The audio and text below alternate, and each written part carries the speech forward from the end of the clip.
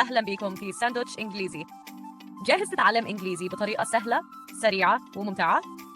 هنا مفيش دروس معقدة ولا حشو كلام. كل يوم عندك ساندوتش سريع، حلقة قصيرة، كل حلقة عن موضوع مستقل بنعلمك فيها عافية جمل جاهزة تقدر تستخدمها فوراً في حياتك.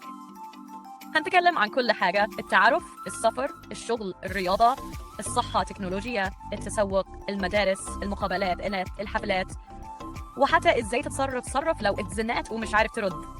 كل المواضيع اللي هتحتاجها علشان تتكلم بثقة ومن غير تفكير. مش بس كده، احنا بنغطي كل جوانب الحياة، اي موقف ممكن تقابله هنساعدك تلاقي الجمل المناسبة ليه.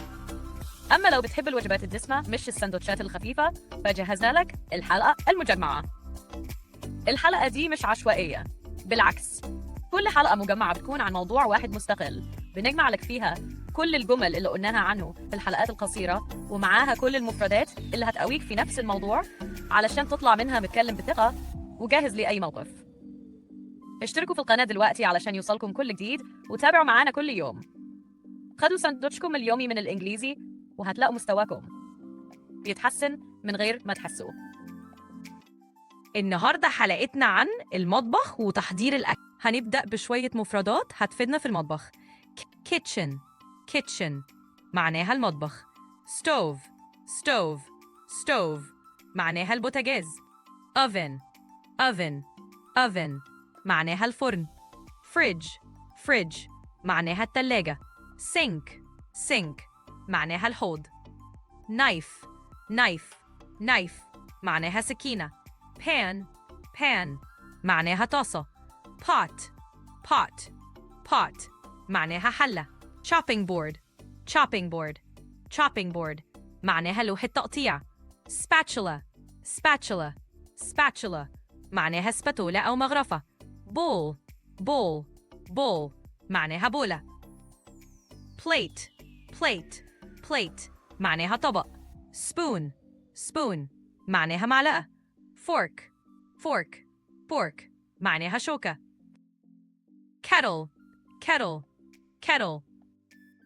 معناها غلاية، يعني الكاتل هي الأداة اللي بنغلي بيها المية. blender يلا بينا نبدأ أول جملة مع بعض. I'm cooking dinner. هنقولها 3 مرات. I'm cooking dinner معناها بالعامية أنا بطبخ العشاء. ممكن أقولها لما نكون بنحضر العشاء. ممكن أقولها بطريقة مختلفة زي I'm making dinner أو I'm preparing dinner. كمان الجملة التانية The food smells good. هنقولها 3 مرات. The food smells good معناها بالعامية ريحة الأكل حلوة. قول ورايا. بنقولها لما نشم ريحة الأكل وتكون جميلة. الجملة بتتكون من The food smells ريحته good حلوة. ممكن أقولها بطريقة مختلفة زي It smells delicious. That smells amazing. دي طريقتين تانية لو حبيت تقول إن الريحة حلوة. Can you pass me the salt؟ هنقولها 3 مرات. Can you pass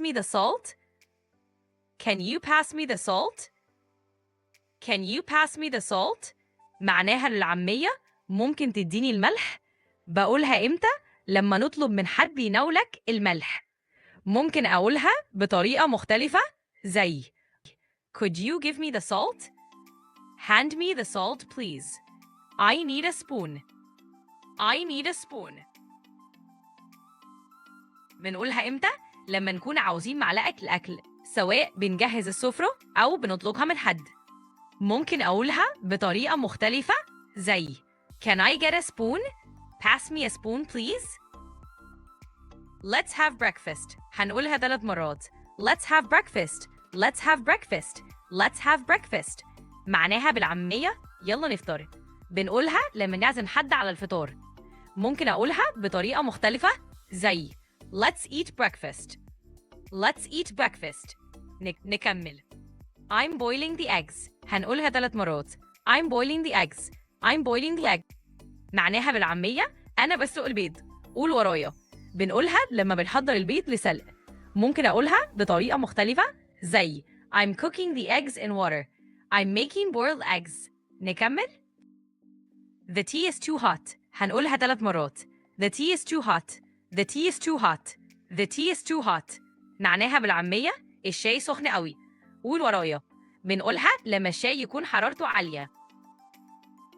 ممكن أقولها بطريقة مختلفة زي The tea is very hot. The tea is burning. نكمل.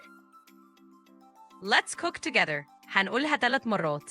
Let's cook together. Let's cook together. Let's cook together. معناها بالعامية يلا نطبخ سوا. قول ورايا. بنقولها لما نعزم حد يطبخ معانا. ممكن أقولها بطريقة مختلفة زي We can make it together. Let's do this as a team. نكمل. I forgot to buy tomatoes. هنقولها 3 مرات. I forgot to buy tomatoes. I forgot to buy tomatoes. I forgot to buy tomatoes. معناها بالعامية نسيت أشتري طماطم. قول ورايا. بنقولها لما ننسى حاجة من طلبات المطبخ. ممكن أقولها بطريقة مختلفة زي I didn't get tomatoes. نكمل. Stir the soup please. هنقولها 3 مرات. Stir the soup please. Stir the soup please. Stir the soup please.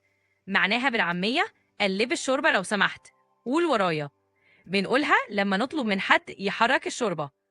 ممكن أقولها بطريقة مختلفة زي Mix the soup.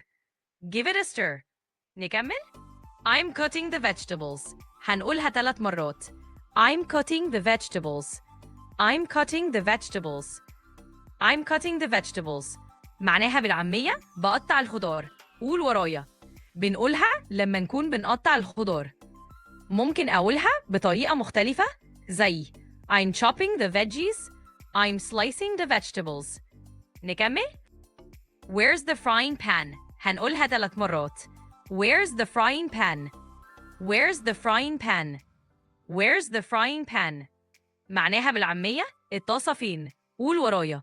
بنقولها لما ندور على الطاسة. ممكن أقولها بطريقة مختلفة زي Where can I find the pan? Where's the skillet? تنسوا الاشتراك في القناة وتفعيل الجرس عشان يوصلكم كل جديد، وكمان شاركوا الفيديوهات مع أصحابكم عشان الفائدة تعم.